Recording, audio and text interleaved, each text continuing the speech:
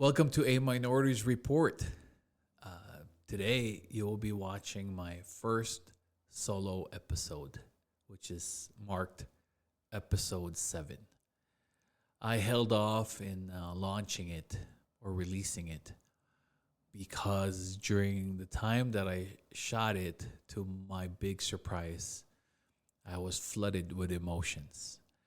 And you'll see what I mean. And with that being said, my insecurities built up quick. As I was watching the raw film, Mikey had to bring it to me early in the morning. I watched it, and I was my insecurities was just overwhelming.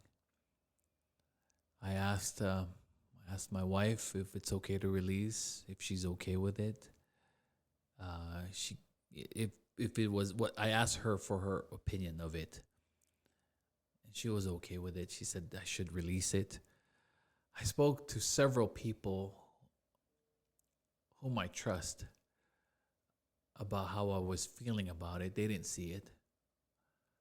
And they were kind. They were very kind to say that just showing me and sharing my story would just help others and maybe encourage. One of them is Mikey, who was actually there with me, of course. So here it is. It's all raw emotions from me. I was I touched an area in my life where I guess I kind of pushed down. I haven't thought about it, haven't felt those emotions for a long time, and just being asked those questions and thinking about it again, revisiting it, I guess is the right word, was just too much emotion for me to kind of hold down. Well, the purpose of this show is to encourage, educate, entertain. Hopefully, it does something different from others where you'll be inspired. You'll be understanding of other folks. Hopefully, you enjoy it. Have a good day. All right. Welcome to A Minorities Report. This is episode 7. Today is it's a little different. No guest, no interviews, just me. And a little hesitant because today I'm going to be telling you my story. And I'll be honest, it's not going to be neat or polished. There are moments when I felt like I was drowning in homesickness.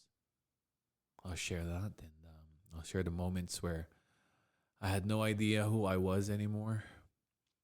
And then somehow through pain and the faith, my faith that rescued me, which has a lot of grace. I found purpose. Not only purpose, but I also found peace. And maybe if you're listening to this and you're going through the same thing, hopefully it'll help you. Okay. I know Mikey will be asking me a question, and I'll try to answer it. What was life like in the Philippines, and what led you to your decision to immigrate? Oh, all right. Life in the Philippines. So I was there till I was 16. So life was just all about school, friends, and figuring out who you are. And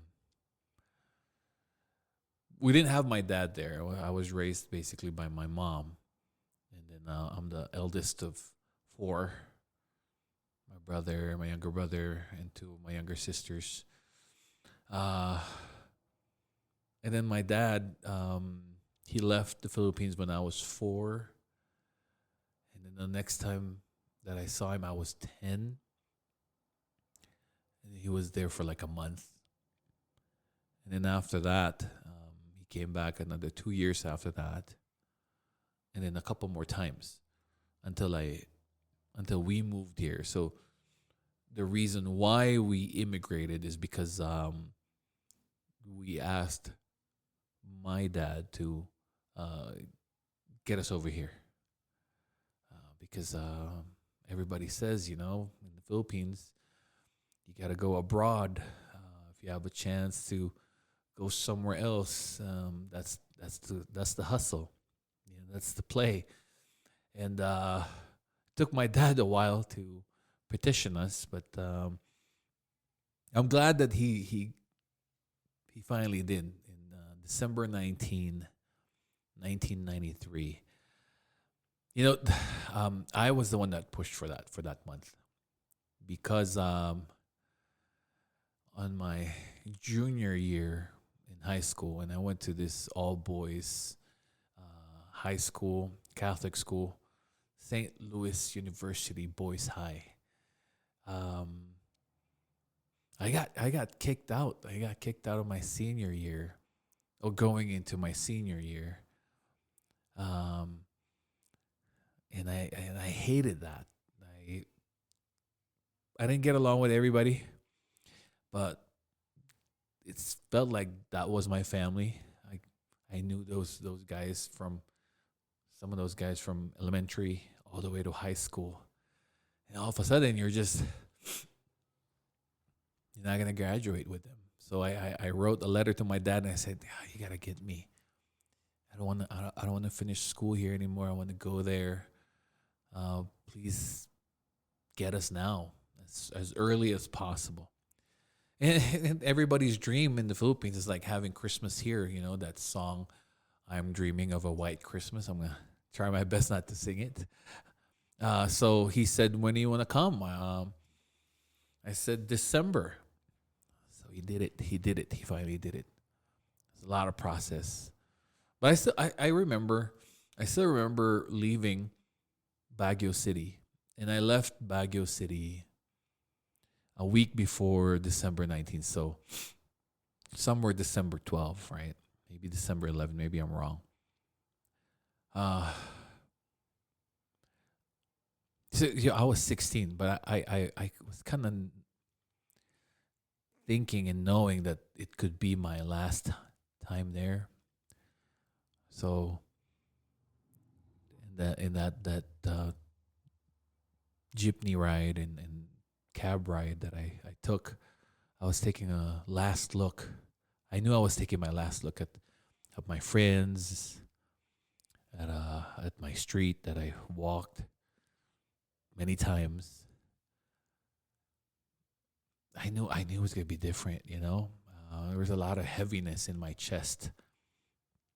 I don't know if you guys ever experienced that, leaving a place that you're used to, or you grew up in, and then finally you're leaving and you're gonna have a brand new start, a new beginning. But at the same time, I felt like I'm leaving half of myself. Everything that that I was used to. I'm leaving my friends, the culture, the food, the language. Now I'm gonna be communicating in a different tongue. The little routines that made life feel like home. You know what I mean? They were going to be gone, and I knew I was taking my last look at them. But I thought I could handle it. Honestly, we got on that plane. I had nothing but optimism. I was excited. But dude, when we landed in San Francisco, that's where we had that big brown envelope that I was carrying for me and my siblings and my mom, it's that X-ray, Mikey. If you have to go through the process of immigration. When you have to immigrate here, you have to get your medical background check and all that stuff, and they give you your X-ray. I think it's just a way for them to give you like a sign without telling you that it's a sign like, hey, I'm new here. So it's that big brown envelope when everybody was looking at me and I had the responsibility to carry it. So I had that. Oh, dude, in America, man, I remember the smell of it. And, I knew it was a milestone in my life, so I was trying to soak it in. And I thought I wasn't going to be homesick until December 24 hit or came. I had my watch still set to Philippine time. And I didn't know. I didn't know that the Christmases here were not the same as the Philippines. Because in the Philippines, man, December hits, December comes, everybody's talking about Christmas.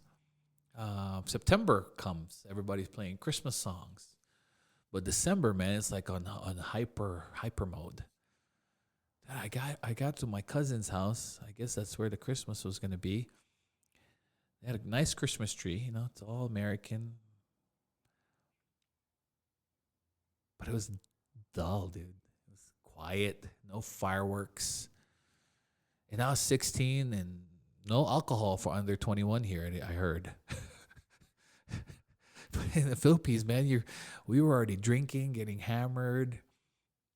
I don't know what to say, the few things that we were doing. And I was like, so I was kind of bored. I'm like, man, this is it, dude. This kind of suck.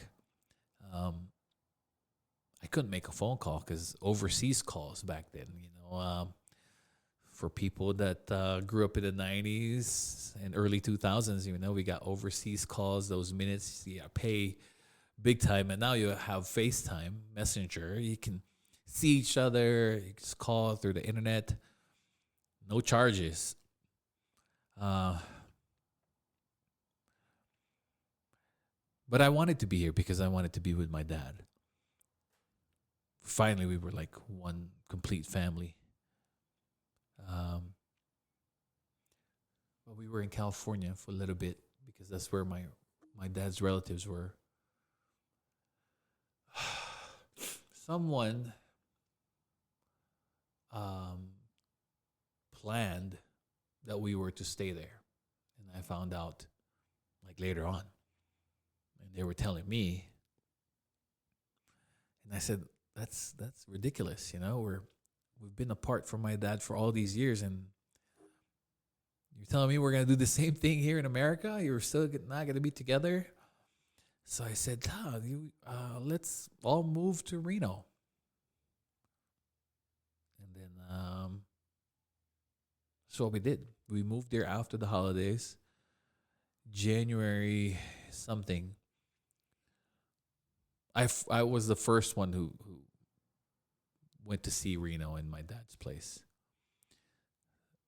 So the contrast is, when my relative's house there, my aunt's house in Hayward, California, nice, and she had nice car. She has the 94 Prelude yellow, which is the color of the year.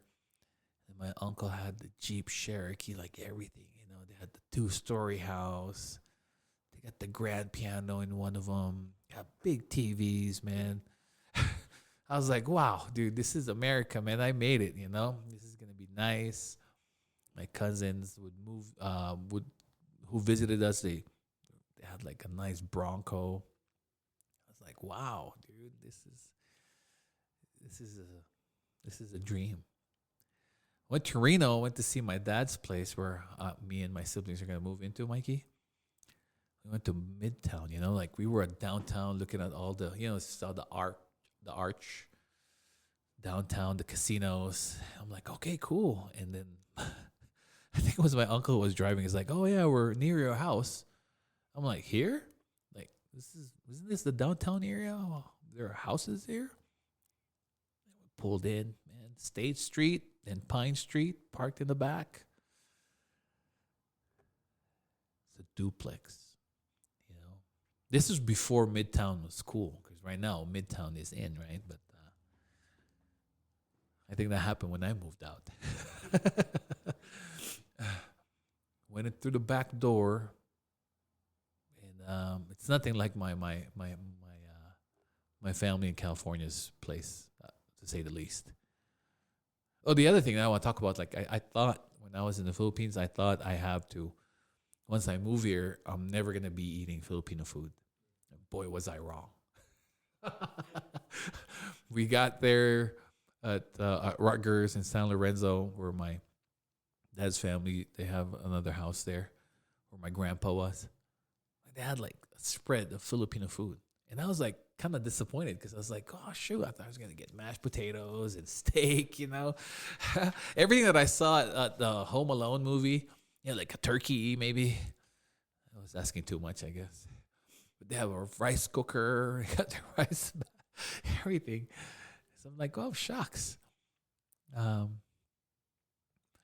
But it was cool finally being with my dad and being a complete family. Then I went to Reno High. I enrolled April of '94. I went to school. They sent me back 2 years, so I was already a senior in the Philippines, about to graduate. If I stayed there, I would have finished high school in March of '94. Only for me to be a sophomore again.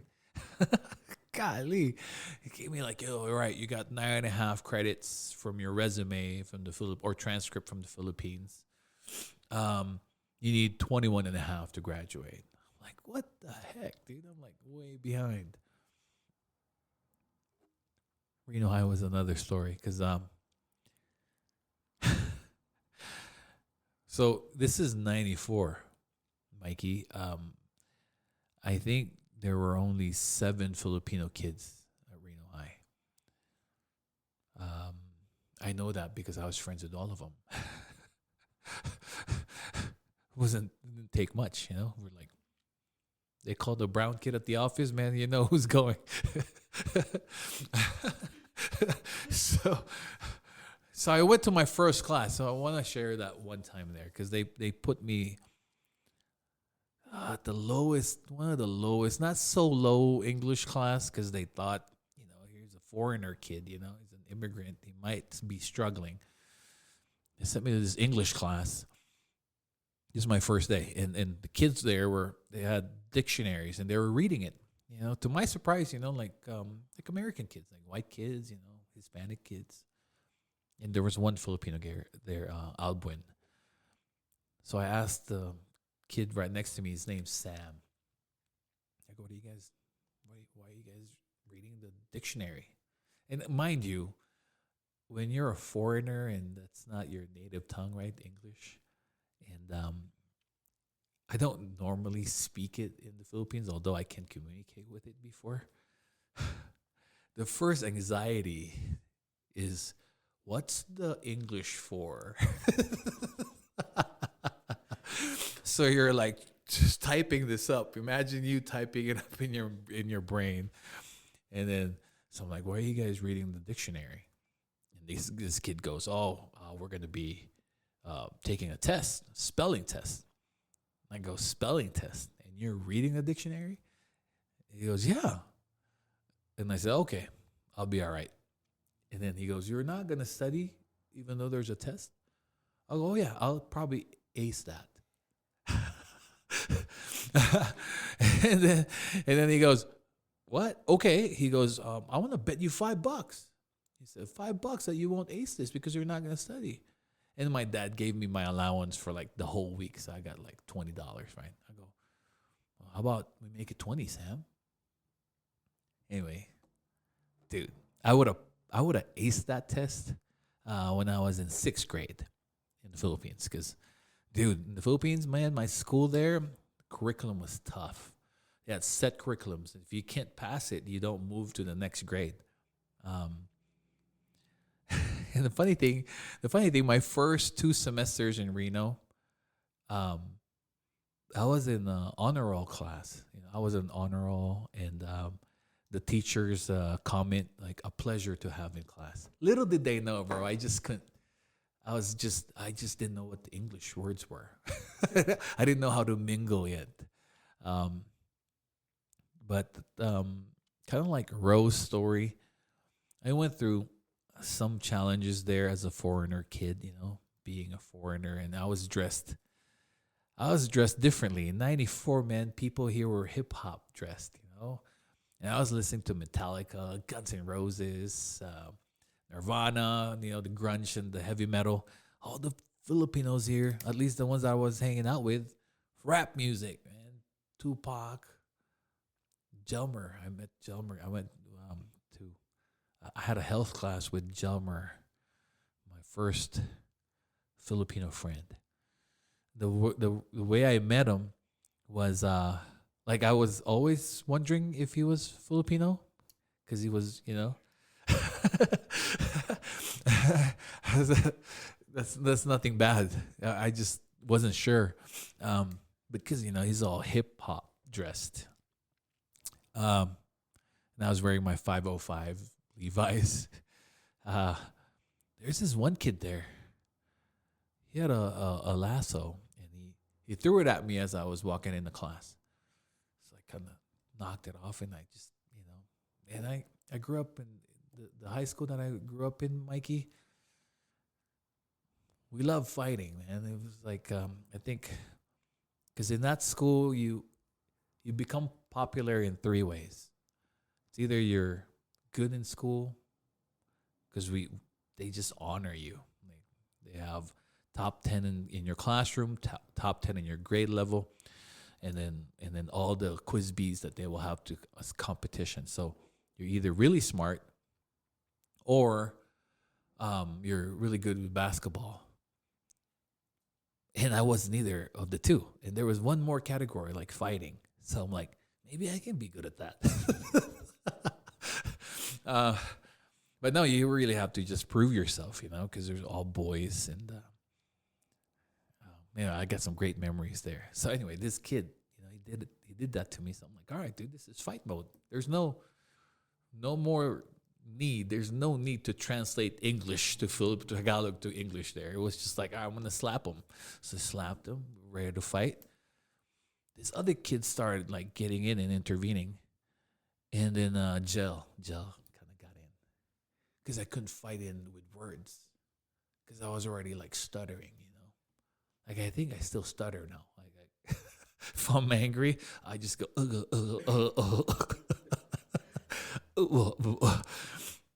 because he just started talking trash, man. I didn't have any comeback for him. He's like telling me go back to Mexico, and this is my comeback, Mikey. I'm not Mexican.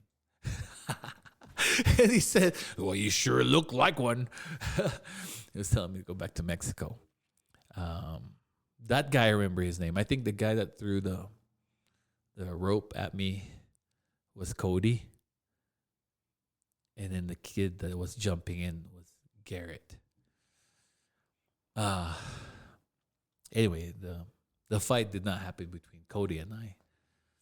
The thing that was arranged was between me and Garrett. But my aunt was, one of my aunts in California kept warning me to not act out here the way I used to in the Philippines. She goes, all right, any stupid thing you do here, you're going to go to jail. They can bring you to jail. This is not the Philippines. This is not the Philippines where you could just pay off, the cops when you get in trouble. Here, it's going to go on your record. So she just scared the crap out of me. So even though I wanted to fight that guy in the classroom already, which I did in the Philippines many times, I said, all right, let's just meet after, like on Friday. Like I made a date. It was the date. It was a big mistake because the whole time, man, this kid was just bullying me I think that happened on a Tuesday. So like 3 days, he just kept egging it. Anyway, Um, he was a football player. So my my training, I would say, in the Philippines is like you try to get as many people to watch you just in case somebody jumps in. So Jelmer said, Don't worry, I'm gonna call some Pinoys."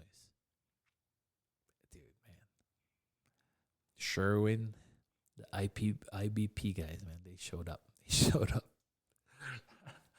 They showed up at Idaho Wild Park, and that was funny because he had a black van, and he opened it, dude.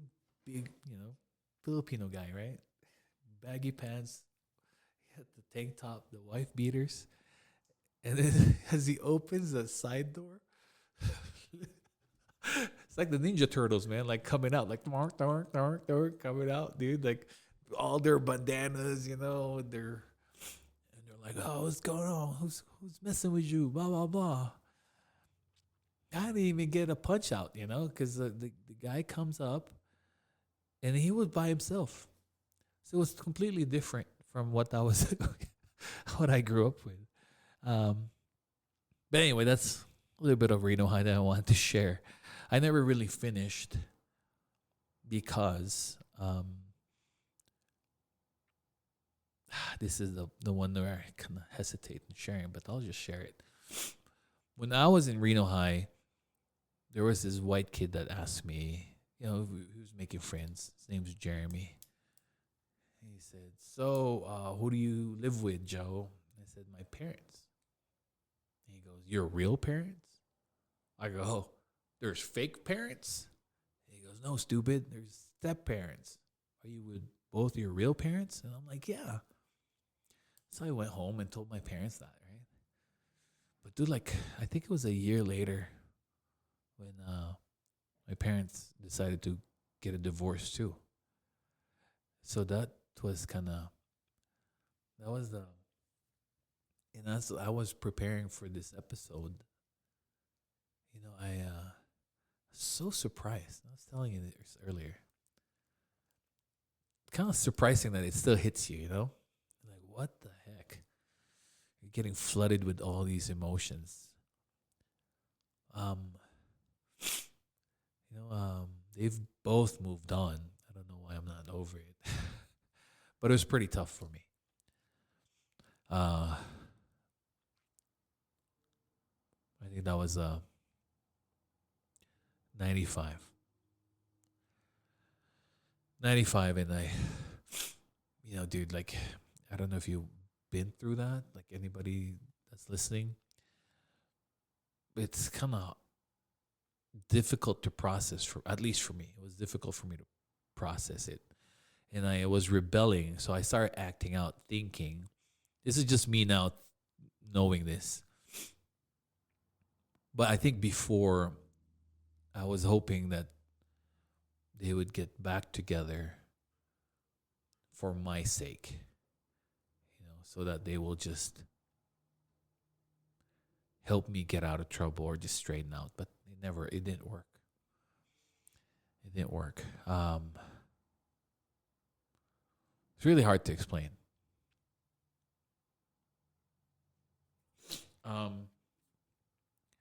It was kind of okay for a little bit because my mom said, I'll let your dad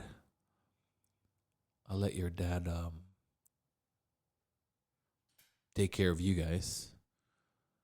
And then so me and my siblings stayed with my dad. And then my mom moved out.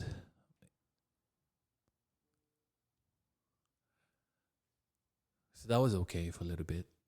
And I was just hanging out with my friends, just partying, trying to numb it out. But I eventually dropped out of school. And then every summer, my siblings would go, to California. I couldn't help them, man. I was like, what, 17, 18? they go. They would leave. And then there was this one time when my dad,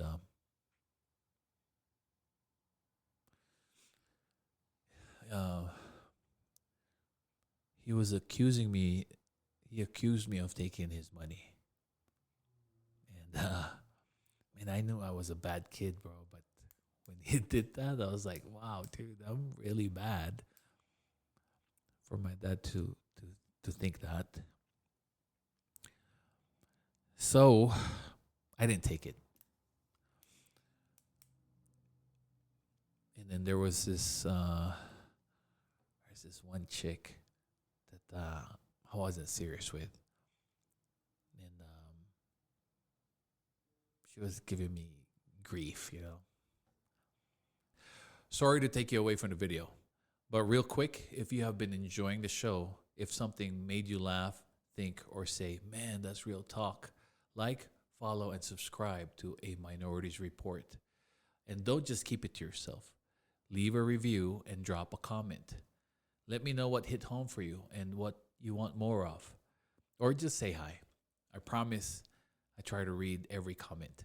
I try to read every comment. Your support helps more people find these stories and keeps the conversations going. So go ahead, hit that follow button, leave a comment, and keep writing with us. More people with real stories and conversations that matter. Now let's get back to the video. So I went to work thinking about before I went to work that day. Yeah, you're going to have to put this disclosure there again. Like Angelo, like Pastor Angelo, I also had suicide thoughts. And it was really dark. So my parents were divorced. Nothing was happening with me, with my life. I think I dropped out of school already. Everything that I imagined that our life would be here in America wasn't like panning out, you know?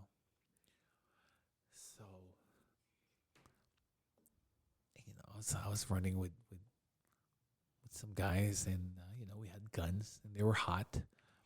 So I had my shotgun, and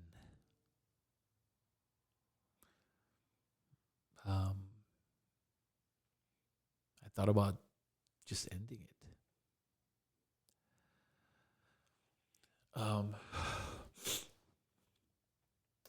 3 times I tried, but I was like, I was wailing, like hard crying. You're just like angry crying, and thinking. I was thinking like maybe if I do this, they will feel bad. They will feel horrible about what they've done. Maybe this, maybe that. But I couldn't do it. I couldn't do it. Praise God. Obviously, I'm here. So, but I already had my suicide letter all written up, right? It was all drawn up. I went to work. As I was on my way to work, that was at the Legacy. I was following this car in front of me, and then there's a sticker there. It says, Jesus loves you. And I started screaming at that car, bro. Like, talking to myself. Like, how can he love me? How can he let this happen if he loves me? Nothing is working, like crying, bawling, mad, angry, whatever. All the way to work. All the way to work. And at work, man, mind you, I was like, I think 17, 18. Spinning my tray because I was a busboy at the coffee shop. So there were some girls like flirting with me. And my boys were like, dude, those girls are trying to get with you. I could care less.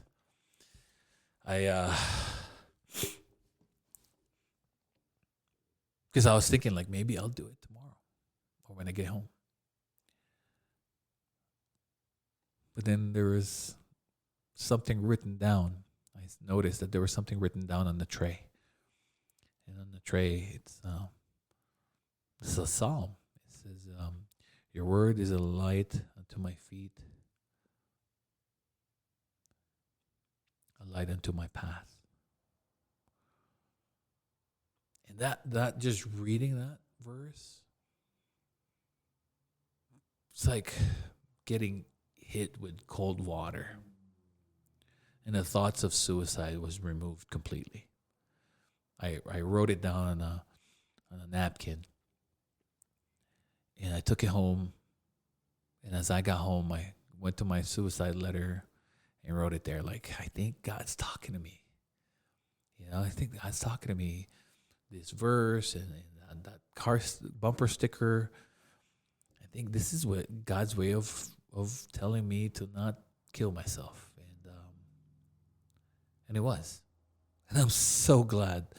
I'm so glad that God works in mysterious ways. Because if I gave up at that time, that seemed like it was hopeless because nothing was going right. It did seem like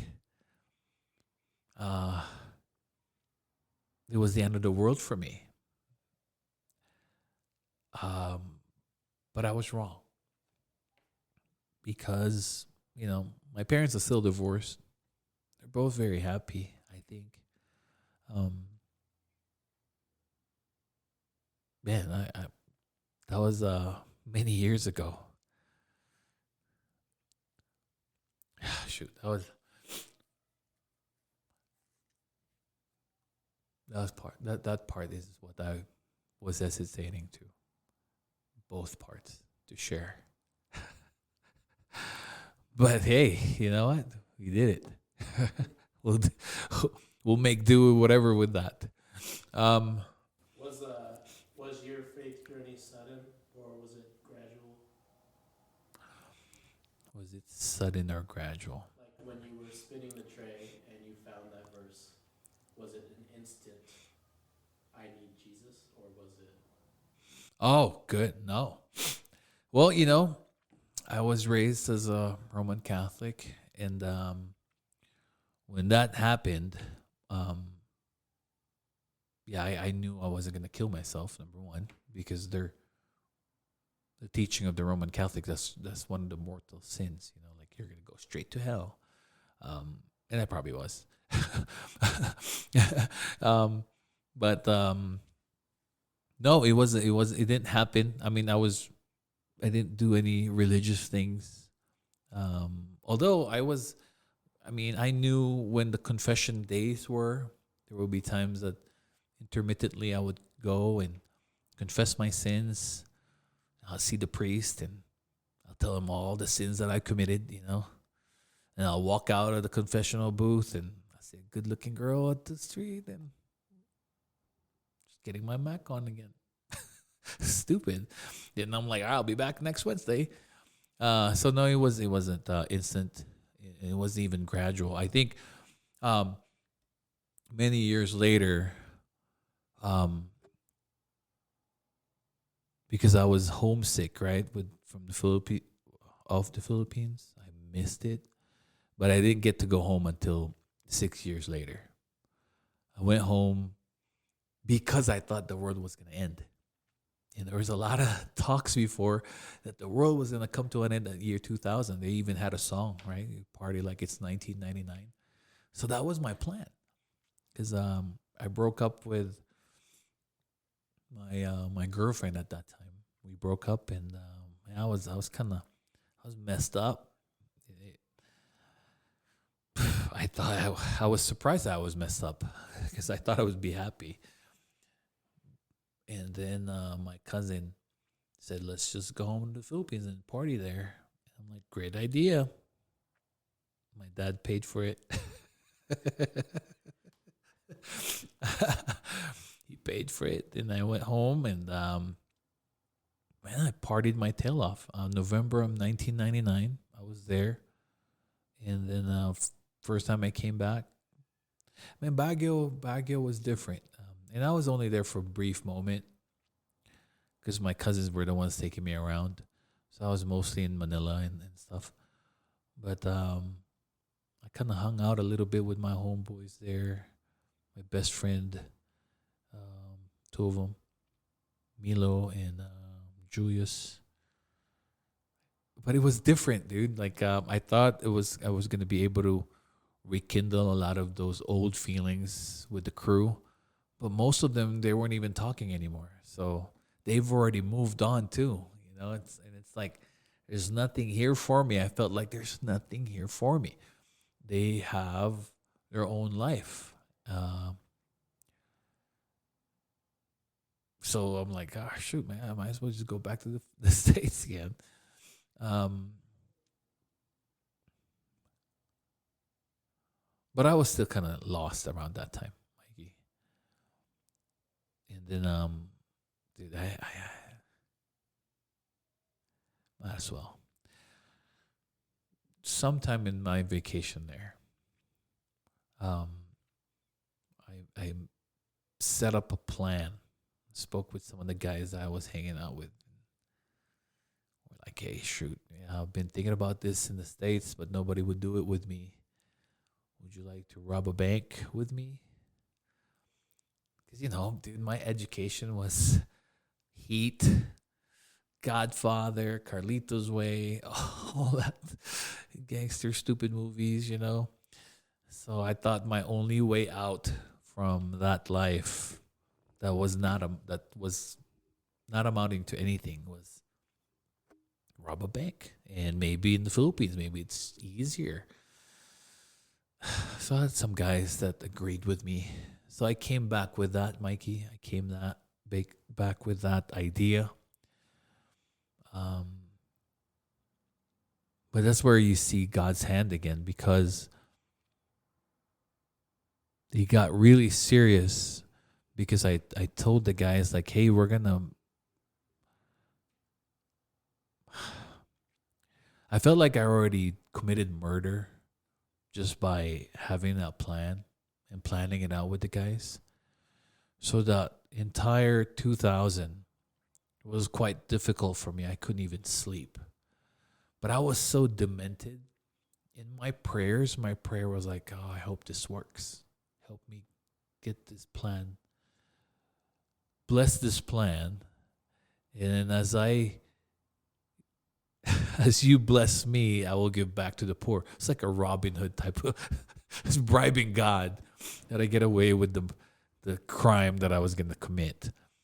Um, but then that's where I met Anna. I met my ex-girlfriend, who's my wife now. I met her in March. No, April. We started dating in May. And she gave me this devotional. It's called Our Daily Bread. I still read it up to now. And I read one of them. I read this one devotional. And the anchor verse was, for what is it for man to gain the whole world yet forfeits his soul? And I was reading it in the bathroom. I do a lot of great thinking there before. And then the devotion was, it was talking about the Titanic. During the time of the Titanic, when you go on a cruise, if you didn't pay for the food, it's separate from the trip.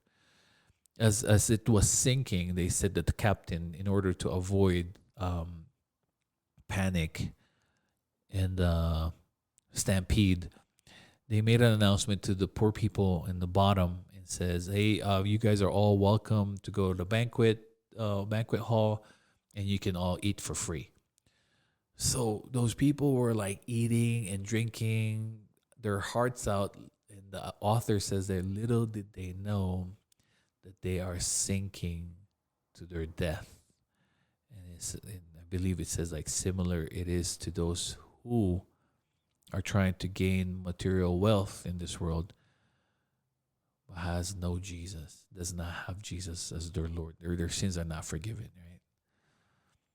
And man, and I threw that book and I called Anna and I go, "What is this book that you gave me?" And she goes, "What's wrong?"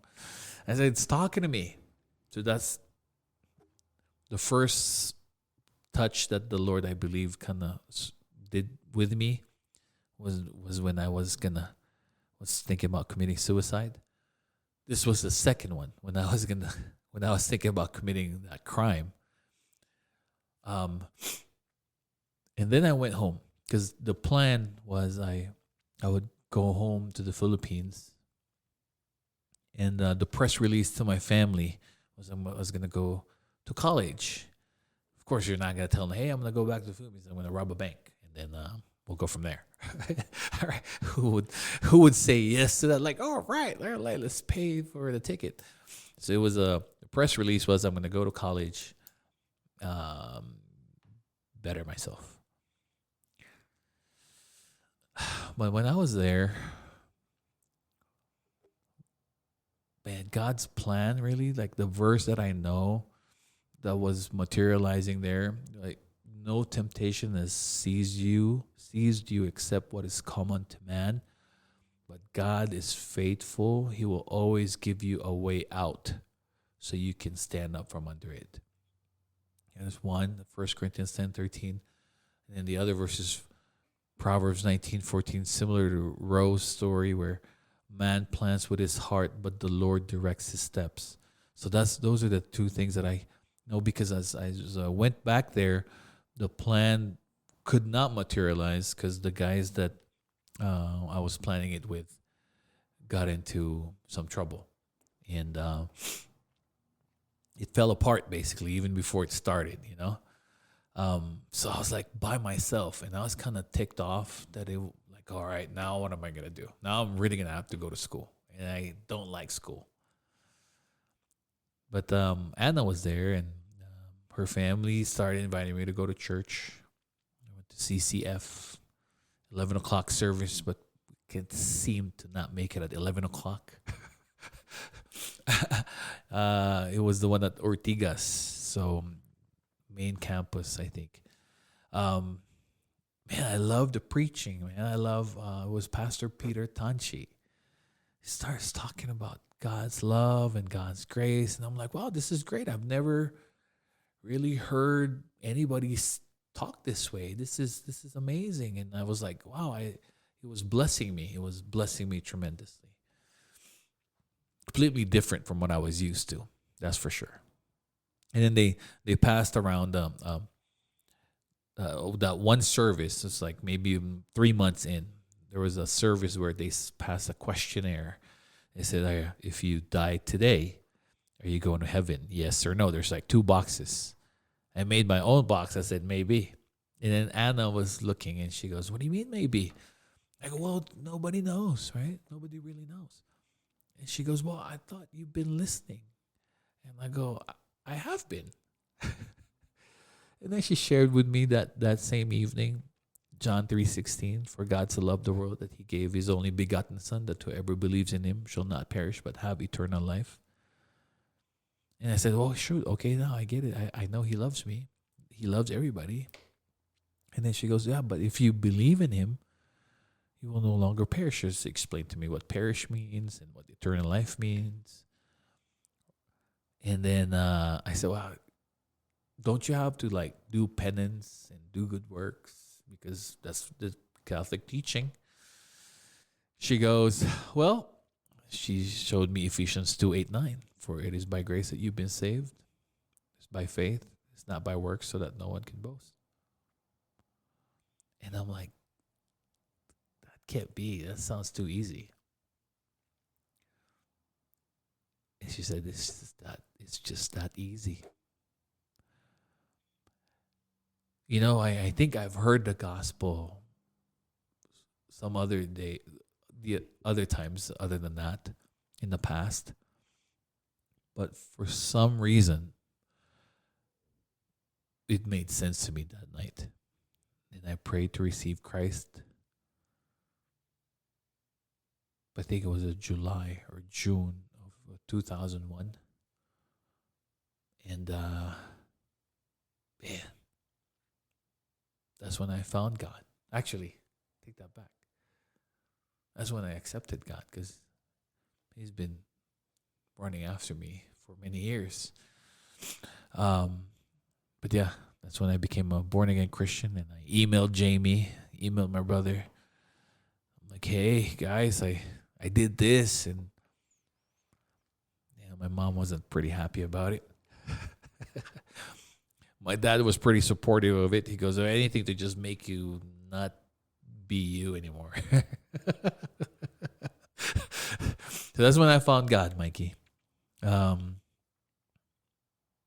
and then I ended up marrying Anna, and then got married in 2002. And the life I live now is nothing that I imagined. It was way beyond my wildest imagination. I didn't know that I could run a business. I could barely hold on to a job, much more run a business all these years. And God has blessed me to become a realtor all these years, like since 2003, I believe. Um, it's been a great ride. Real estate has been such a blessing to me. Met so many interesting people, my clients who turned to become friends, and um, some of them I end up sharing the gospel with. Some of them I've joined the church too. So I have two beautiful kids. I don't like the word kids lately, but I have two beautiful children. Um,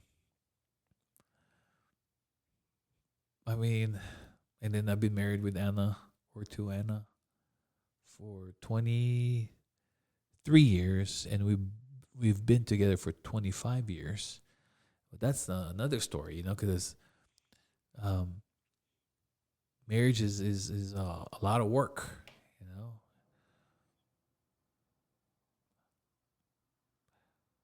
You have to do. They said marriage is a workshop. You know, I work and the wife shops. Sorry, that's a pastor joke there. Uh, What do your kids teach you that no one else can?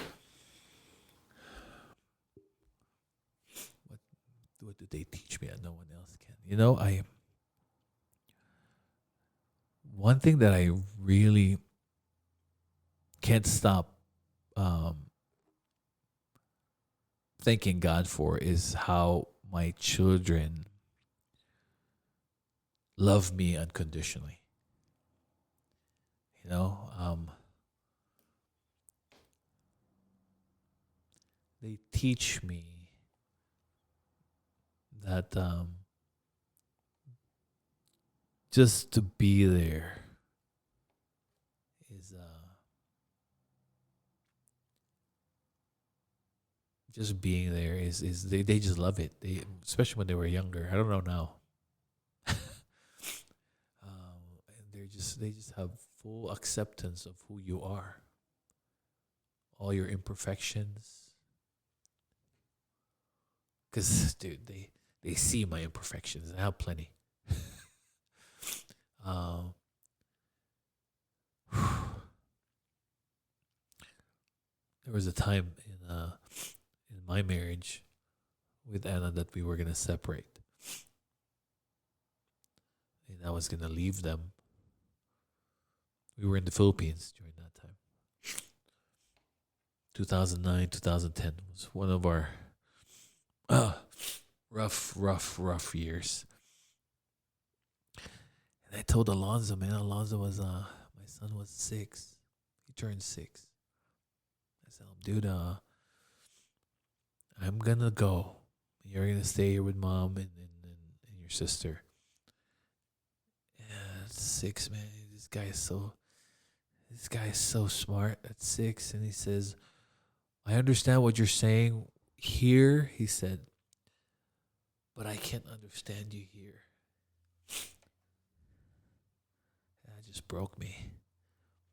And then he said, I'm gonna go with you. I'm gonna go with you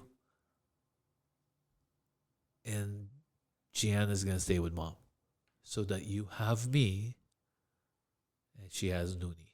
Noonie is how she calls her. And you know what, dude? I'm so glad Zoe stayed with me, because I could have gotten in so much trouble without Zoe, without him being around. Because I just couldn't do what I wanted to do. I had a kid to take care of. Um, that's tough for me. So what do they teach me, man? They love me regardless with all my imperfections. I don't have to do much. That's why if you don't have a kid, if you don't have a child, dude, you're missing out. Because those children, I think, at least for me, like, they pushed me. That's another thing. They pushed me to become better. For the longest time in my over at my office, in my real estate office, I had their picture there, and I have it. These are my big whys. Why I'm dealing with this challenges that I have in real estate. And during that time, man, I was time of 2000, 2007, 2008 until 2011. I was handling short sales. Ah, my gosh. Ugh. Just saying the word short sales. Ugh. Like Mufasa, at Lion King. Say it again. Ugh. That's short sales for me. Short sales. Ugh. It was horrible. But then my children were my reason why I was toughing it out. So I don't know. I wasn't counting. I don't know how many lessons there is, but they teach me a lot about life, and I'm so grateful for them. I think they're the best children in the world, and I don't know if I'm the best dad for them, but they sure are the best for me. And I thought I never want to be a kid, have a kid, have children, because I was a big kid myself. But after I received Christ, man, now that I'm looking back, the Lord is the one that put it all together for me. I wasn't dreaming of becoming a businessman at all. I thought I was just gonna be a rock star, or an action star. That didn't play out. And then he made me a pastor. Being a pastor for almost 10 years now. It's a journey that I didn't dream about. It was his plan. Ooh. Man, we went there, huh?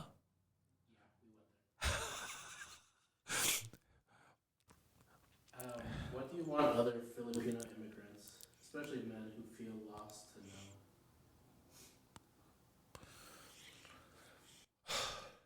know? Yeah. I want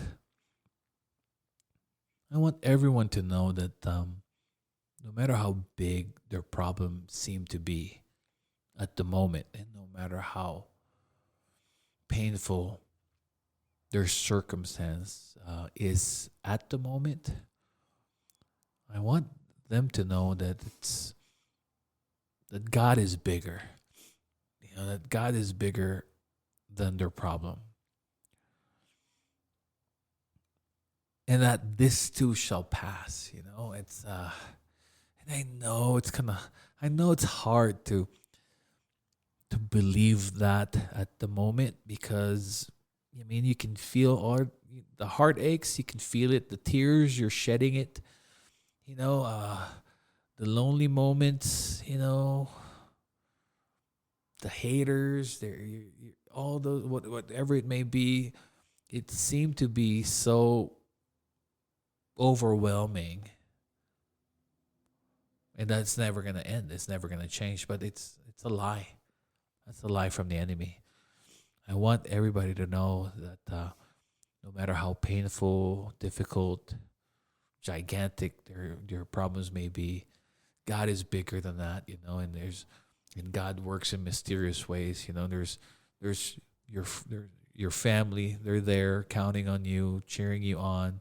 And if it's them who's the problem, you have your friends that you're so dear to, and they're dear to you, that are like family to you. They're there, um, probably cheering you on.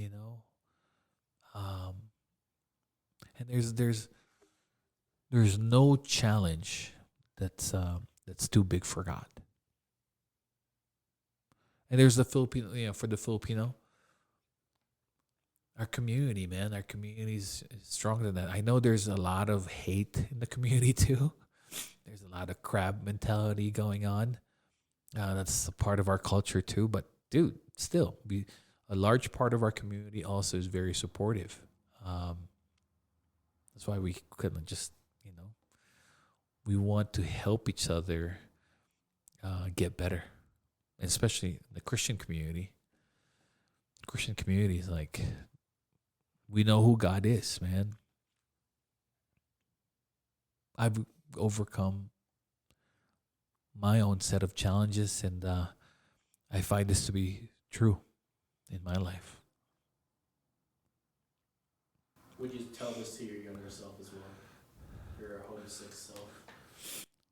The same advice, or would you give yourself something Dude, I would, shucks. Oh, yeah. I would give this and then some and probably whoop his butt.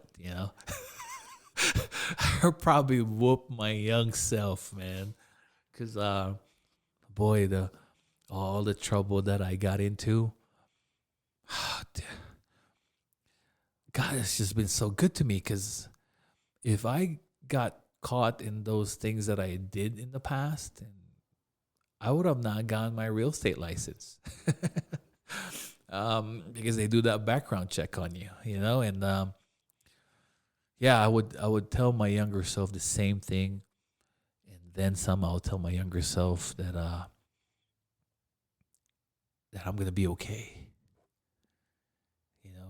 People will move out, people will go away, people will change,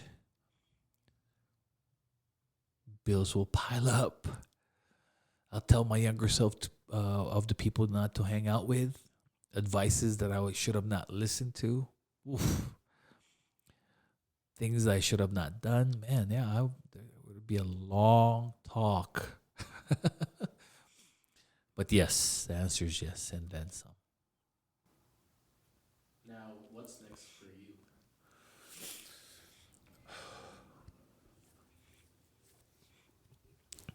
What's next for me? Mm, You know, I'm gonna be 48 on September, and both my children are about ready to get out and live on their own.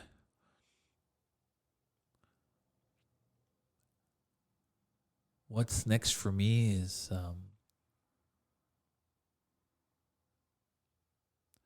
whatever God wants for me, and I feel like that's like really stepping out of my comfort zone, which is kind of like this podcast, like putting myself out there, uh, sharing my story in the hope that it will help someone else outside the church. Because and I do this at church, and I feel comfortable because church is family for me. But to put it on the internet, ah, I struggled with this for 2 years. So I think that is what's next for me. Is like I'm hoping that I'm going to continue to do what God wants me to do. And I feel like that's stepping out of the building of church, physical building, and trying to reach out to others and hopefully share the love of the Lord to them through the story of my life on how God has rescued me from time and time again, and how He's been so faithful with me and all the miracles that He has done and blessings that He has given me. Business wise, like I still have this huge drive in me to just this competitive juice in me, like I still have it, which is great. I thought I lost it. I think I lost it for several years. Man, you lose momentum. It's just difficult to get it back and get it going. That's what's next for me too in the business realm. Is if God allows it, the Lord wills it. I want to take it to another level.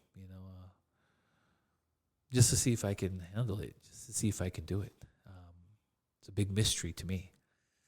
I'd like to find out how much more I can push for my best year in the past, which was 2021. I had one of my best years there.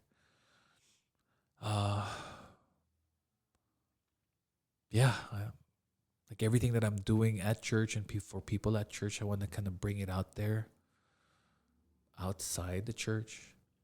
That's what's next for me too, and hopefully it'll be received well. Hopefully. You know what? I get bored after an hour and 20. Is this an hour? Good, because I feel bored now. I play chess. I played chess, and I play chess every now and then. And I feel like I just want to lose when it's like it hits me at an hour or something. I'm just like, just beat me. I'm bored. But I'm going to wrap it up here. I thank you for indulging with me. I hope that my story would help you, who's also going through it. I hope that God is playing a part in your heart right now and in your mind. That no matter how big, how difficult, how painful your struggle is maybe right now, I hope that somehow my story encouraged you, and that